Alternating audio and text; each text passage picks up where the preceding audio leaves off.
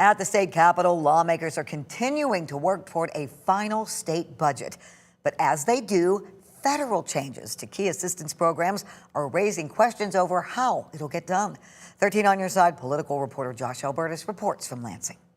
Healthcare, a top issue for millions of Michiganders, but major changes to federal assistance and questions over how the state administers it have seemed to throw vital service into big uncertainty. When the federal government makes these big changes, that directly affects the states. In Michigan, it's a fight largely playing out in the next state budget that lawmakers are hoping to finish. These are taxpayer money at the end of the day, and we need to be able to protect every dollar of taxpayer money that's there. Officials in Governor Gretchen Whitmer's administration argue they need more resources to keep up with changes out of Washington. Changes including new work requirements on some social safety net programs. These are not the same work requirements, which in and of itself adds an additional layer of complexity. Republican House Speaker Matt Hall seemed to agree with new investment to a certain extent. You're going to have to spend some money and make sure you have the personnel in place to verify people are eligible for the welfare they're receiving. But not as big an investment as state officials feel necessary. According to legislative documents, compared to Whitmer's proposal, the House's budget passed last week includes much less in resources meant to implement new work requirements for Medicaid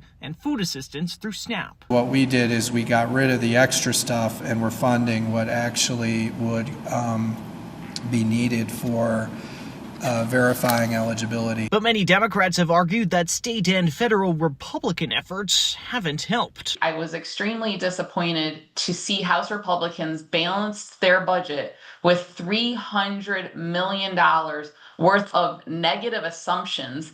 That means they're already assuming that patients will lose their care when Medicaid work requirements begin in January of next year. GOP leadership argue what they feel is a need for balance between needs and not allowing abuse of the system. The whole goal on Medicaid is making sure those that truly need it, the poor, the indigent, the working poor, that truly need some help to lift it up, get that help. In Lansing, Josh Albertus, 13 on your side.